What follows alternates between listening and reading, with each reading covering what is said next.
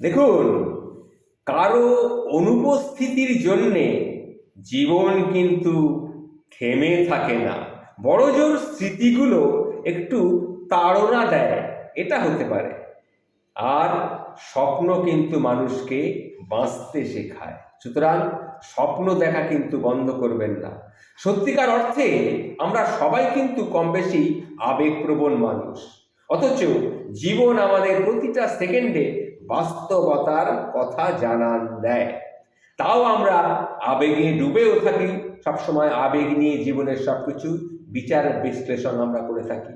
ধরুন, আপনাকে এই মুহূর্তে যদি প্রশ্ন করা হয়, আপনি পৃথিবীর সব কিছুর বিনিময়ে কাকে বেছে নেবেন?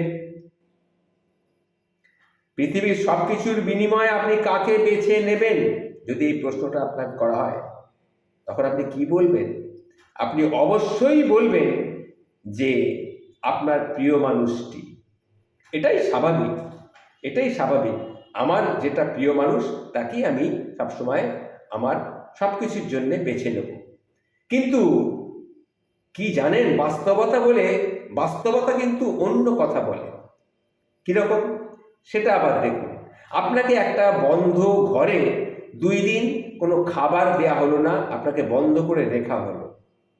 আপনাকে একটা ঘরের মধ্যে বন্ধ করে কিছু খাবার না দিয়ে 2 দিন রেখে দেওয়া হলো।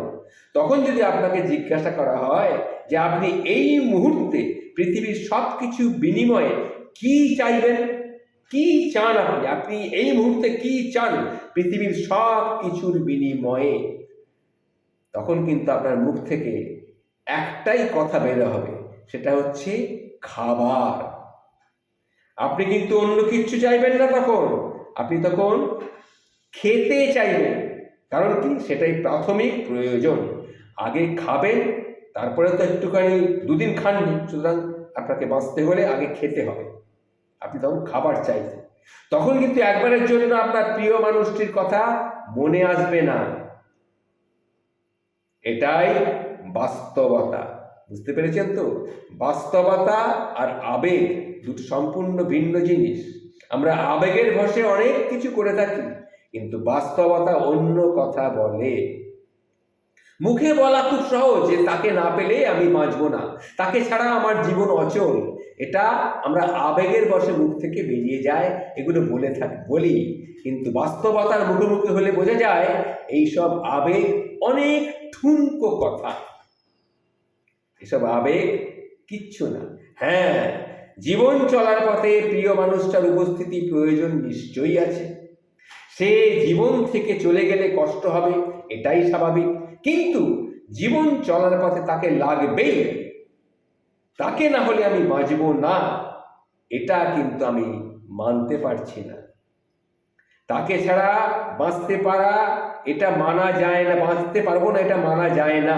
প্রিয় মানুষগুলো জীবন থেকে চলে যাবে, সব বন্ধ করে দিল, কিন্তু খাবার তো বন্ধ হবে না। আপনি কি না খেয়ে থাকবেন তখন? ধরুন আপনার প্রিয় মানুষটা জীবন থেকে চলে গেল, তখন কি আপনি না খেয়ে থাকবেন? খাবেন, হয়তো ভালো মন্দ কিছু খাবেন না, কিন্তু কিছু তো খাবেন বাঁচার জন্য। তাহলে কেন এত মিথ্যে মায়া, মিথ্যে প্রতিশ্রুতি? তাহলে কেন এটা বলা যে আমি তাকে ছাড়া বাঁচতে পারবো না? তারও তো বলা উচিত আমি খাবার ছাড়া বাঁচতে পারবো না। এটা কি বলা উচিত নয়? দেখুন, কথাটা শুনতে হাস্যকর মনে হলো, এটাই কিন্তু বাস্তব। জীবনে কোনো কিছুই অপরিহার্য নয়, কারো জন্য জীবন থেমে থাকে না। এই পৃথিবীতে এমন কেউ নেই যাকে ছাড়া বাঁচা যায় না, এটা মাথায় রাখবেন। কারো অনুপস্থিতির জন্য অন্য কারোর জীবন কিন্তু থেমে থাকে না, এটা মাথায় রাখবেন। বড়জোর তার স্মৃতিগুলো আমাদের মনকে নাড়াচাড়া দেয়। এই যে কথাগুলি আমি আপনাদের সামনে বললাম, এটা অত্যন্ত সত্যি এবং গূঢ় কথা।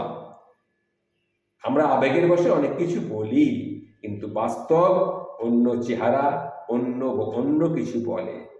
আসলে জীবনটা কিন্তু বাস্তবের মধ্যেই থাকে, আর কল্পনাটা অন্য।